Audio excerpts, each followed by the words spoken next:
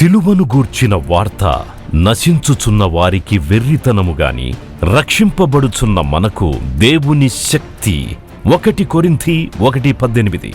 United peoples fellowship UPF నిర్వహించు సిలువ ధ్యానములు. 40 రోజులు ఉపవాస ప్రార్థనలు. 2026 ఫిబ్రవరి 23వ తారీఖు నుండి ఏప్రిల్ 3వ తారీఖు వరకు ఉదయం 4 గంటల నుండి ఉదయం 7 గంటల వరకు Mennonite brother and Bethel church, mission compound, Golconda cross roads, Musheerabad, Hyderabad. ఆహ్వానించువారు ప్రభువు దాసురాలు జాయ్ చెరియన్ గారు, senior pastor, UPF Hyderabad. YouTube, Instagram, Facebook మరియు జూమ్ ద్వారా ప్రత్యక్ష ప్రసారం. Zoom meeting ID 9550504718, passcode 7777. వివరములకు 9550504718, 9030757571. అందరికీ ఆహ్వానము. సహించి దేవుని సింహాసనం యొక్క కుడి పార్శ్వమున ఆసీనుడై ఉన్నాడు. నేనైతే నా జీవితంలో సహనం నేర్చుకున్నది కేవలం సిలువ ద్వారానే.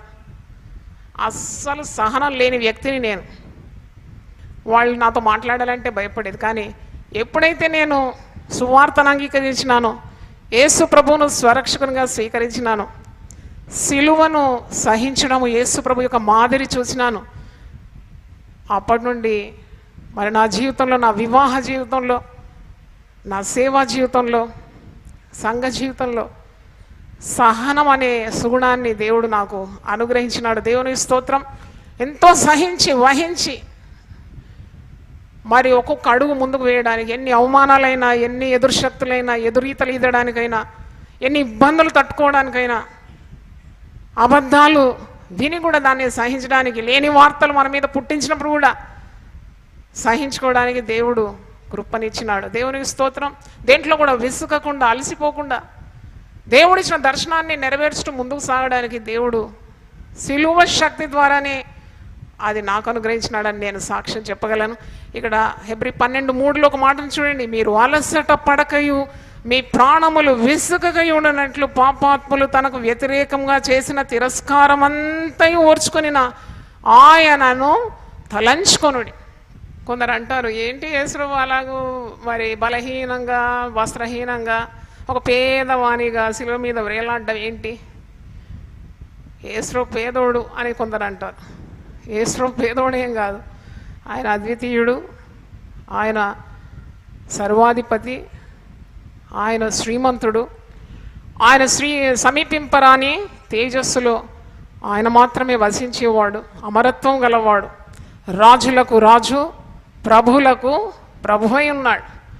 ఆయన నీ కొరకు, నా కొరకు సిలువలో తను తాను తగ్గించుకున్నాడు, రిక్తుడైనాడు. వాక్యంలో మంచి మాట ఉంది, తను తాను రిక్తునిగా చేసుకున్నాడు. He became nothing to become everything for you and me. దేవుని స్తోత్రం, హల్లెలూయా.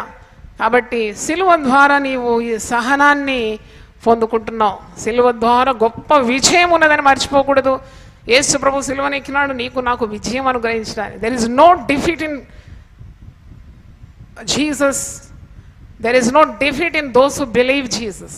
యేసు ప్రభువును విశ్వసించిన వారికి జీవితంలో ఓటమి అనేది ఉండదు. పౌలు అంటున్నాడు, ఎన్ని ఇబ్బందులు, ఎన్ని హింసలు, ఎన్ని శ్రమలు ప్రభు నామం నిమిత్తం అనుభవించవలసి వచ్చినా వీటన్నిటిలో నాకు అత్యధికమైన విజయాన్ని దేవుడు అనుగ్రహిస్తున్నాడు. మేము ఓడిపోయిన వారం కాము, మేము సాతాను యొక్క తంత్రములను ఎరగని వారం కాము, మేమన్నిటిలో విజయం పొందుకుంటున్నామని. సిలువ మరణము మరణానికే ఒక దెబ్బనంట, చావుకే చావు దెబ్బ. యేసు ప్రభు సిలువను ధ్యానించేటప్పుడు ఆయన మరణించిన మన పాపుల కొరకు ధ్యానించడం మాత్రం కాకుండా 3వ దినమైన పునరుద్ధానుడైనాడని కూడా నమ్మాలి, విశ్వసించాలి. ఎందుకంటే పునరుద్ధానము లేని విశ్వాసం మృతమని వాక్యంలో ఉన్నది. అంటే విజయము, మరణం మీద విజయం. ఓ మరణమా నీ ముళ్ళు ఎక్కడ? ఓ మరణమా నీ విజయం ఎక్కడ? అంటే మరణాన్ని ఓడించింది సిలువ మరణం ద్వారానే. ఎందుకంటే యేసు ప్రభువును విశ్వాసం ఉంచువాడు వానికి రెండవ మరణము లేదు, ఆత్మ మరణం లేదు. మరణము నిత్యరాజ్యము చేరడానికి ఒక మెట్టుగా మారిపోయింది. Death for a Christian becomes a promotion to glory. అందుకే ఒక క్రైస్తవుడు మరణించినప్పుడు పేపర్లో వీడు చచ్చిపోయినాడు అని ఇవ్వరు. Promoted to glory. హల్లెలూయా చెప్తారు ఒకసారి. నిత్య జీవానికి మరి వెళ్ళిపోయినాడు, దేవునితో ఉండడానికి వెళ్ళిపోయినాడు. ఇది ఒక నిద్ర మాత్రమే. మరణము ఒక నిద్రగా మారిపోయింది. అందుకే మనం మరణానికి భయపడం. మీరు వార్తలు చదువుతున్నారో లేదో, మరి టీవీలో చూస్తున్నారో లేదో, ఎంతమంది ప్రభు బిడ్డలు ప్రభు నామం నిమిత్తం వారి ప్రాణాలను లెక్క చేయకుండా అర్పిస్తున్నారు. యేసును ఎరగనని మాత్రం అనడం లేదు. ఒకసారి చప్పట్లు కొట్టి, అట్టి వారికి చప్పట్లు కొట్టి దేవుని స్తుతించండి. They are not denying Jesus, but they are ready to lay up their lives for Jesus. అంటే వాళ్ళకి తెలుసు అన్నమాట, ఇది ఉట్టి మట్టి గుడారం, ఆత్మ దేవుని యొద్దనే వెళ్ళిపోతుంది. ప్రభువును త్యజించడం కంటే ప్రభువును ఒప్పుకొని ప్రాణాలు అర్పించడమే మేలు. పౌలు భక్తుడు అంటున్నాడు కదా, బ్రతుకుటైతే నాకు క్రీస్తే, చావైనా నాకు లాభమే. అంటే సిలువ ద్వారా ఇట్టి విజయము మీకు కలుగుతుంది. కొలస్సీ పత్రిక 2వ అధ్యాయము 15వ వచనం చూడండి. కొలస్సియన్స్ 2:15. మీరు మృతులై ఉండగా దేవుడు వ్రాతరూపకమైన ఆజ్ఞల వల్ల మన మీద రుణముగాను మనకు విరోధముగాను ఉండిన పత్రమును మేకులతో సిలువకు కొట్టి దాని మీద చేవ్రాతను తుడివిసివేసి మనకు అడ్డము లేకుండా దాన్ని ఎత్తివేసి మన అపరాధములన్నిటినీ క్షమించి ఆయనతో కూడా మిమ్మల్ని జీవింపజేసాను. ఆయన ప్రధానులను అధికారులను నిరాయుధులుగా చేసి సిలువ చేత జయోత్సవంతో వారిని పట్టి తెచ్చి బహాటముగా వేడుకకు కనుపరిచాను. అంటే సిలువ యందు విశ్వాసం ఉంచువాడు సిగ్గుపరచబడడు. వాడు మరణం మీద విజయం పొందుతున్నాడు. చీకటి శక్తుల ప్రభావం మీద కూడా, ఈ లోక రీతిగా ఉన్న అధికారుల మీద కూడా, అధికారం మీద అంటే సాతాను యొక్క అధికారం మీద కూడా విజయం పొందుతున్నాడని అర్థం మనం చేసుకోవాలి. యేసు ప్రభు సిలువలో మరణించినాడు ఎందుకు అనే అంశం మీద మనం ధ్యానిస్తున్నాం. ఆయన ఒక శాపగ్రాహిగా సిలువలో వ్రేలాడినాడు. సిలువే శాపగ్రస్తమైందని యూదులు నమ్మేవారు. Cross is a cursed thing. ఎందుకంటే బందిపోటు దొంగలను, దుర్మార్గులను, అక్రమస్తులను వేలాడ చేసేదే సిలువ. దాని మీద పవిత్రుడు, నిర్దోషి, నిష్కల్మషుడు, పాపులలో చేరక ప్రత్యేకంగా ఉండేవాడు ఏ పాపం ఎరుగని యేసు ప్రభువును ఎందుకు వేలాడదీసినారు? దానికి జవాబు గలతీ 3:14లో మీరు చూస్తారు. నిన్ను నన్ను ఆశీర్వదించడానికి ఆ శాపభారం అంతా కూడా యేసు ప్రభు సిలువలో మోసినాడు.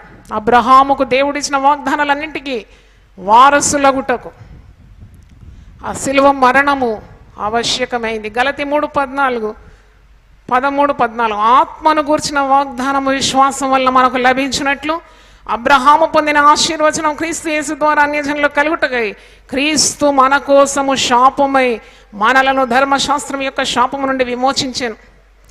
ఇందును గురించి మ్రాను మీద వేలాడిన ప్రతివాడు శాపగ్రస్తుడని వ్రాయబడి ఉన్నది. చూడండి, యేసు ప్రభు సిలువలో ఒక శాపగ్రాహిగా వేలాడినాడు. ఎందుకంటే మనల్ని ఆశీర్వదించడానికి. ఒకవేళ మనం పాపం చేస్తే మనకు ఏ వాగ్దానానికి వారసత్వం ఉండదు. We cannot claim any promise from the Bible. పాపముల నుండి విడిపింపబడింది సిలువ మరణం ద్వారానే.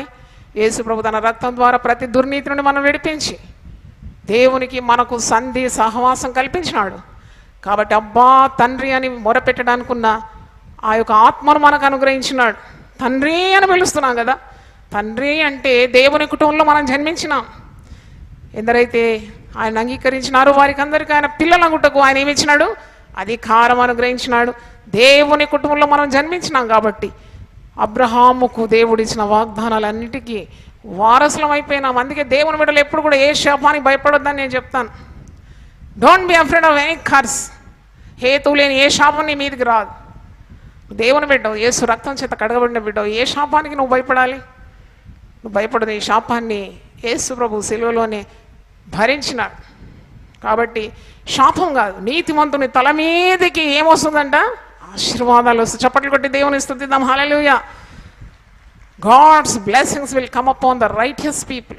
యేసు ప్రభు యొక్క నీతిమత్వాన్ని పొందిన మన తల మీదకి దేవుని ఆశీర్వాదాలు వస్తుందని మర్చిపోకూడదు. ఆదాము ద్వారా పోగొట్టబడిన ప్రతి ఆశీర్వాదాన్ని ఆయన కడపటి ఆదాముగా సిలువలో తన ప్రాణం ఇచ్చి రక్తాన్ని చిందించి ఆ ఆశీర్వాదాలన్నిటికీ మనల్ని వారసులుగా చేసినాడని మనము మర్చిపోకూడదు. నువ్వు మరణించవలసిన స్థానంలో ఆయన మరణించినాడు. నీ పాపము ఆయన భరించినాడు. జన్మ కర్మ పాపాలన్నీ కూడా తన మీద వేసుకున్నాడు. పాప క్షమాపణకు రక్త ప్రోక్షణ అవసరమని వేదాలు కూడా వచిస్తున్నాయి. పరిశుద్ధ గ్రంథంలో ఉంది. పాపము క్షమింపబడాలంటే రక్తము చిందింపబడాలి. మరి ఎద్దుల యొక్కయు మేకల యొక్కయు రక్తము ఏనాడు కూడా పాపములను తొలగించడానికి వీలు కాదు. పవిత్రమైన నిర్దోషమైన యేసు రక్తమే ప్రతి పాపం నుండి విడిపిస్తుంది. ప్రతి మచ్చ, డాగు, కళంకము, ఇవన్నీ మరకలు మన జీవితం నుండి తొలగించాలంటే యేసు రక్తమే కావాలి. ఆ యేసు రక్తాన్ని సిలువ మీద ఆయన చివరి బొట్టు వరకు నీ కొరకు నా కొరకు ధారపోసినాడు. యేసు రక్తం జయం అనాలి. దేవుని స్తోత్రం, హల్లెలూయా. భయపడేవారు నా దగ్గరకు వస్తే నేను అంటాను, మీరు ఇప్పుడు చెప్పండి, యేసు రక్తము జయం. And you get victory through the blood of Jesus. పాప క్షమాపణకు యేసు రక్తం కావాలి. 1 యోహాను 1:9 యేసు రక్తం ప్రతి దుర్నీతి నుండి నిన్ను విడిపిస్తుందని. మరి 2 కొరింథీ 5:21 మనం చూస్తున్నాము, మన పాపముల నిమిత్తం ఆయన సిలువలో పాపముగా మారినాడని. 2 కొరింథియన్స్ 5:21 ఎందుకనగా మనం ఆయన యందు దేవుని నీతి అగునట్లు పాపమెరుగని ఆయన మన కోసము పాపముగా చేశాను. దేవుడు ఆయనను పాపంగా మార్చేసినాడు. He became sin for the remission of our sins. నీతిమంతుడు ఒక్కడు లేడు, అందరూ పాపం చేసి దేవుడు అనుగ్రహించి మహిమను పొందలేకపోతున్నారు. పాపం వల్ల వచ్చిన జీత మరణమని. కానీ విశ్వాసం ద్వారా కృపచేత దేవుని వరముగా అనుగ్రహింపబడిన రక్షణను పాపి స్వీకరించినప్పుడు దేవుని యొక్క నీతిమత్వాన్ని పొందుతున్నాడని. ఆ పాపి ప్రభువును విశ్వసించడం ద్వారా నీతిమంతుడు అయిపోతున్నాడని. ఎందుకంటే ఆ పాపాలన్నీ కూడా యేసు ప్రభు సిలువలో మోసి తీర్చినాడని మనకు అర్థమవుతుంది. మరొకటి, యేసుక్రీస్తు ఎందుకు సిలువ మీద మరణించినాడు అని అంటే, మరి ఇంతకుముందు కూడా నేను చెప్పినాను, మరణం మీద మనకు విజయం ఇచ్చినాడు, మరణ భయం నుండి విడుదల ఇచ్చినాడు. హెబ్రీ పత్రిక 2వ అధ్యాయం ఒకసారి చూడండి. పౌలు భక్తుడు హెబ్రీలకు రాసిన పత్రిక 2వ అధ్యాయము 14-15 కాబట్టి ఆ పిల్లలు రక్త మాంసములు గలవారైనందున ఆ ప్రకారమే మరణము యొక్క బలము గలవానిని, అనగా అపవాదిని మరణము ద్వారా నశింపజేయుటకు జీవితకాలమంతా మరణ భయము చేత దాస్యమునకు లోబడని వారిని విడిపించుటకును ఆయన కూడా రక్త మాంసంలో పాలివాడాయను.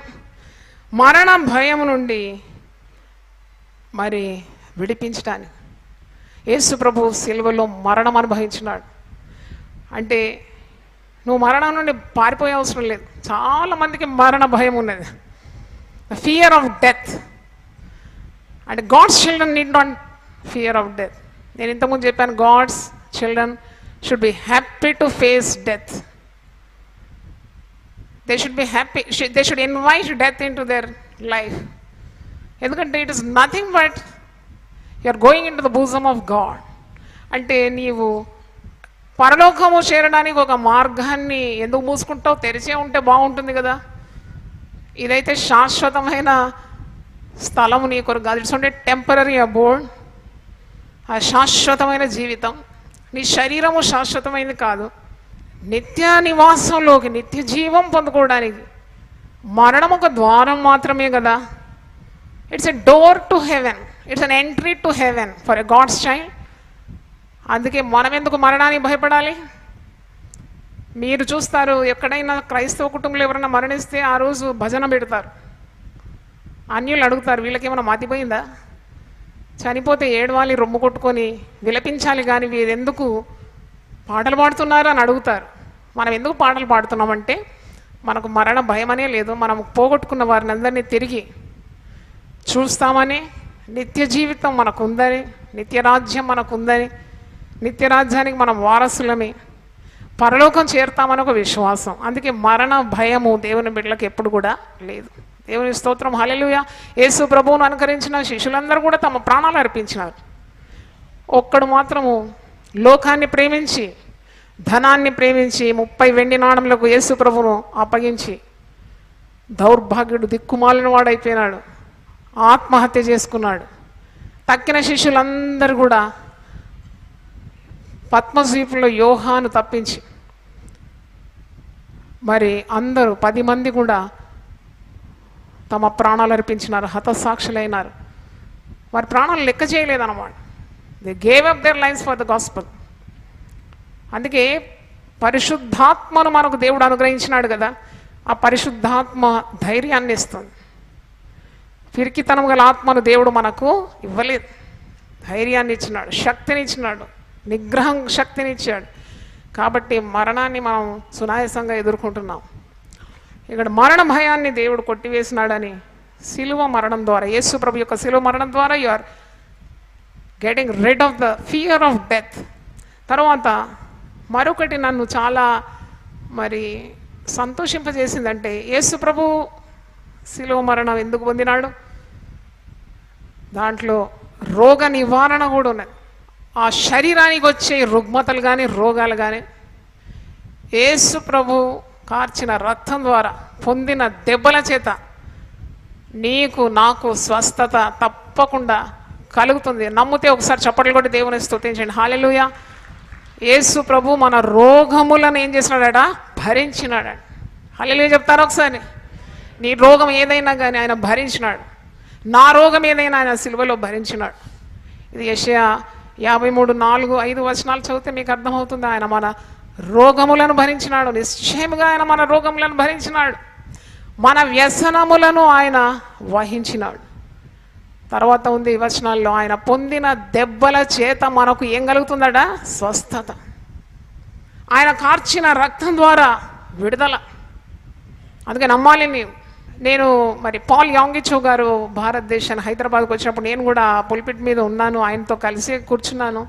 ఆయన చెప్పిన ఒక మాట నన్ను చాలా ఆకర్షించింది. ఏంటంటే, వారి సంఘములో ఒక సహోదరికి భయంకరమైన మరణకరమైన రోగం వచ్చిందట, క్యాన్సర్ వ్యాధి.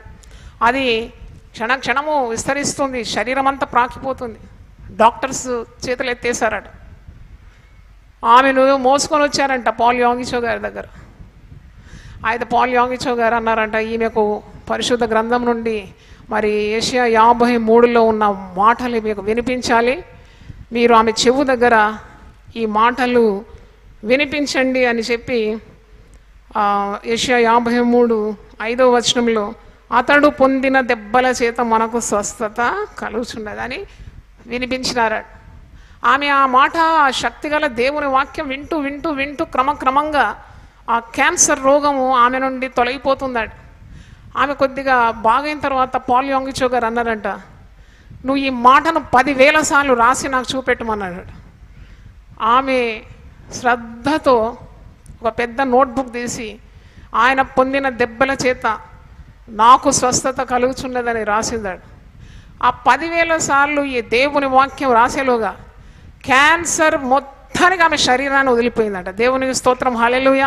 నేనైతే నమ్ముతున్నాను ఈ మాట. ఎందుకంటే దేవుని వాక్కులో శక్తి ఉంది, వినడంలో శక్తి ఉంది, నమ్మడంలో శక్తి ఉంది, మాట్లాడడంలో శక్తి ఉంది, రాయడంలో కూడా శక్తి ఉంది.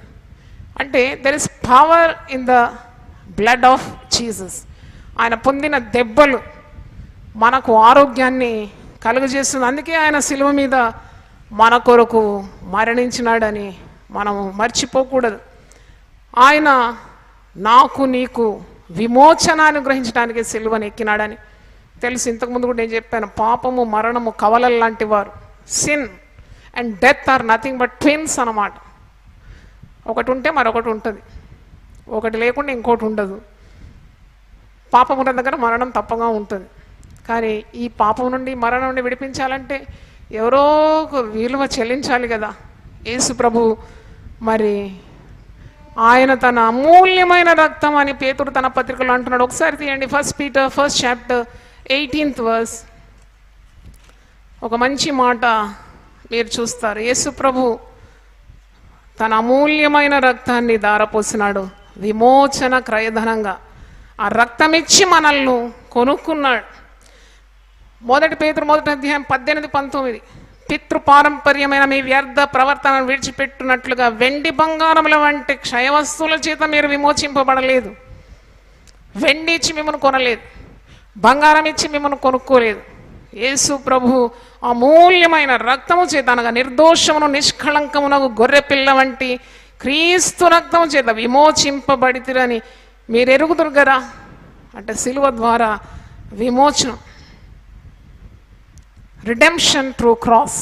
అంటే సాతాను యొక్క బంధకాల నుండి విడిపించడానికి యేసు ప్రభుకు విలువ చెల్లించాల్సి వచ్చింది. అదే తన అమూల్యమైన, పవిత్రమైన, నిర్దోషమైన, నిష్కల్మషమైన, పరిశుద్ధమైన, అమూల్యమైన రక్తం.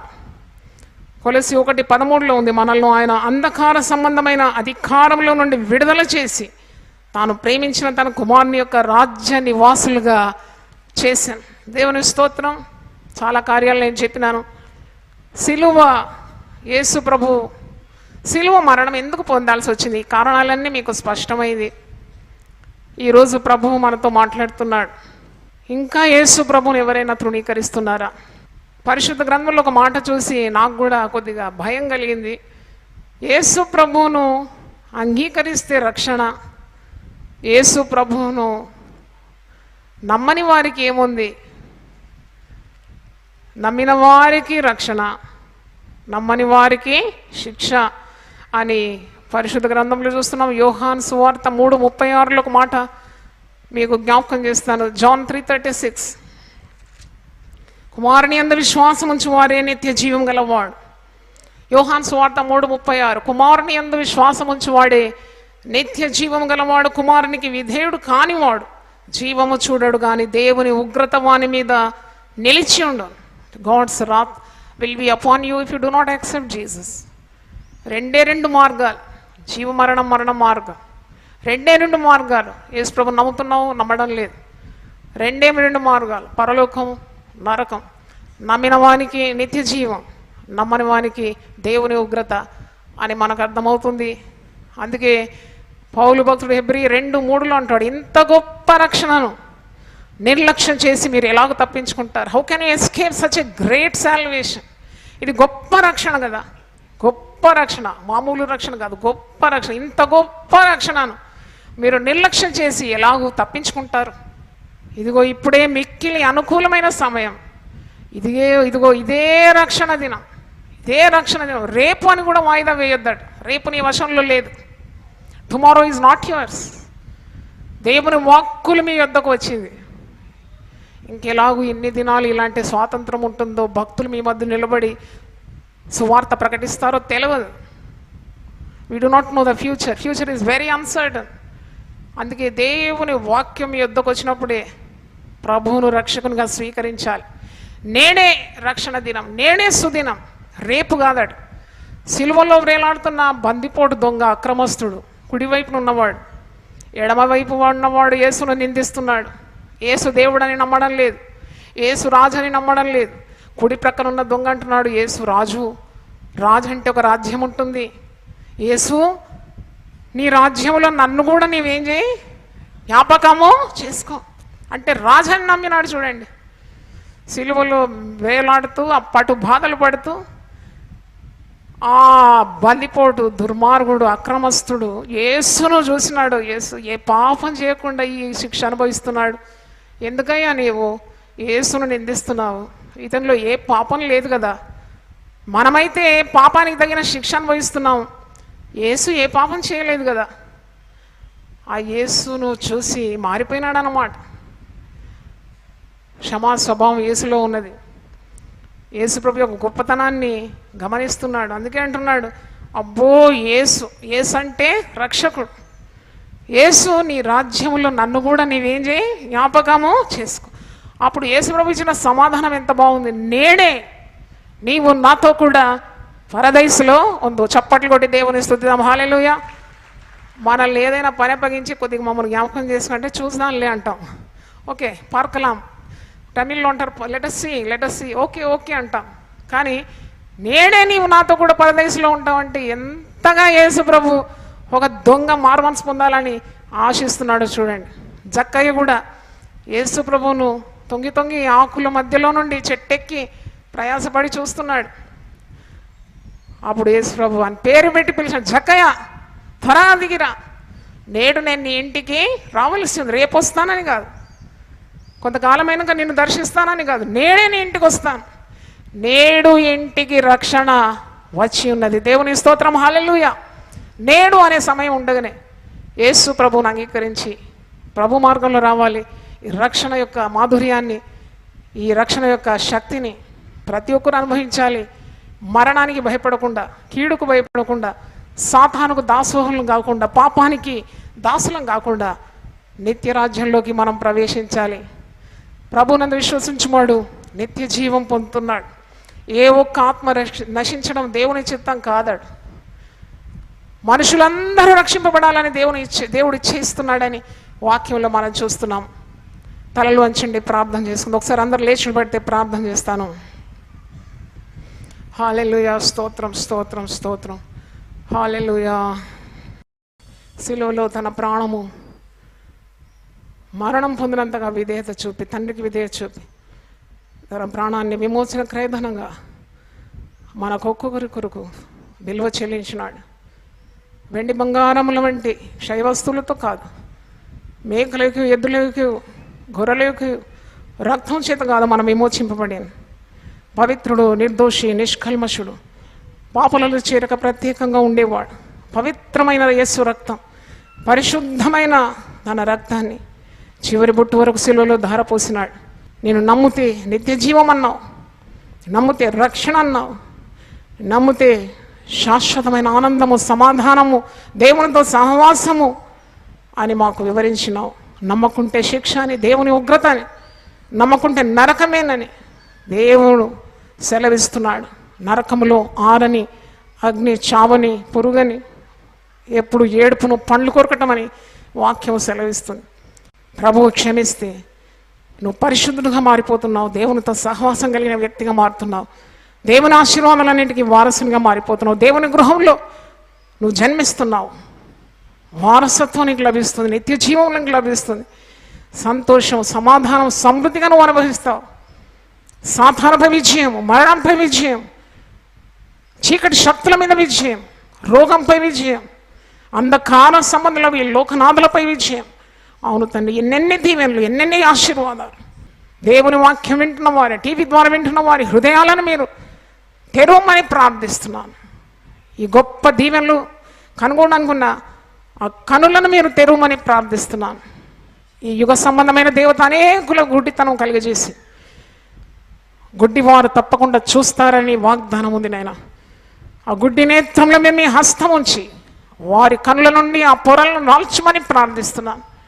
ఈ ఆశీర్వాద ఊటలను వారు చూడాలి, అనుభవించాలి, ఇతరులకు చాటించాలని వారిని దీవించి పంపమని యేసు నామములో అడిగి వేడుకుంటున్నాను తండ్రి.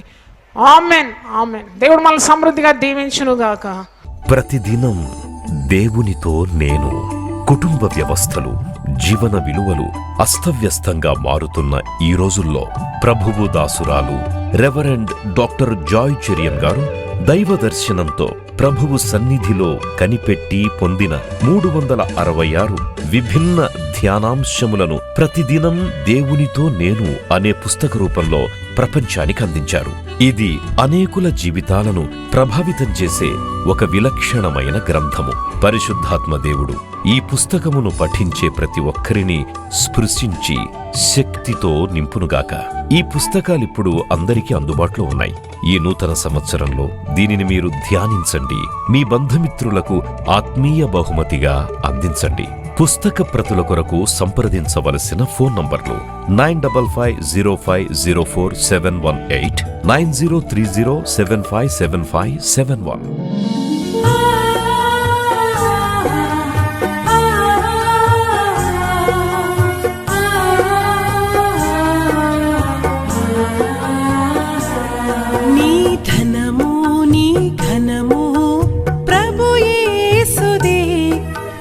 దశమా భాగమునీయ వెనుదీతువా. నీ ధనము నీ ఘనము ప్రభు యేసుదే, నీ దశమా భాగమునీయ వెనుదీతువా. ధరలోన ధనధాన్యములనీయగా కరుణించి కాపాడు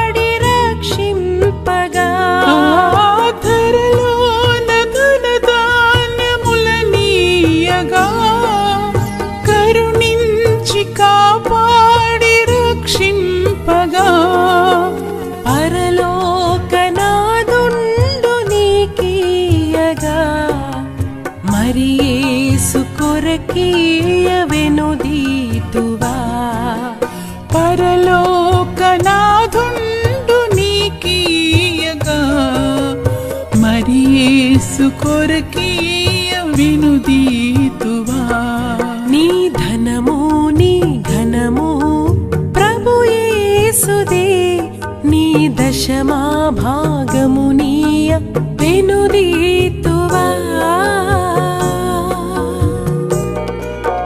పాడి పంటలు ప్రభువు నీకీయగా కూడు గుట్టలు నీకు దయచేయగా పాడి పంటలు ప్రభు నీకీయగా కూడు గుట్టలు నీకు దయచేయగా వీడంగ ప్రభు యేసు నామంబును గడువేల సిలువను గూర్చిన వార్త నశించుచున్న వారికి వెర్రితనము గాని రక్షింపబడుచున్న మనకు దేవుని శక్తి. 1 కొరింథీ 1:18. యునైటెడ్ పీపుల్స్ ఫెలోషిప్ UPF నిర్వహించు సిలువ ధ్యానములు. 40 రోజులు ఉపవాస ప్రార్థనలు. 2026 ఫిబ్రవరి 23వ తారీఖు నుండి ఏప్రిల్ 3వ తారీఖు వరకు ఉదయం 4 గంటల నుండి ఉదయం 7 గంటల వరకు Mennonite brother and Bethel church, mission compound, Golconda cross roads, Musheerabad, Hyderabad. ఆహ్వానించువారు ప్రభువు దాసురాలు జాయ్ చెరియన్ గారు, senior pastor, UPF Hyderabad. YouTube, Instagram, Facebook మరియు జూమ్ ద్వారా ప్రత్యక్ష ప్రసారం. Zoom meeting ID 9550504718. పాస్కోడ్ 7777. వివరములకు 9550504718, 9030757571. అందరికీ ఆహ్వానము.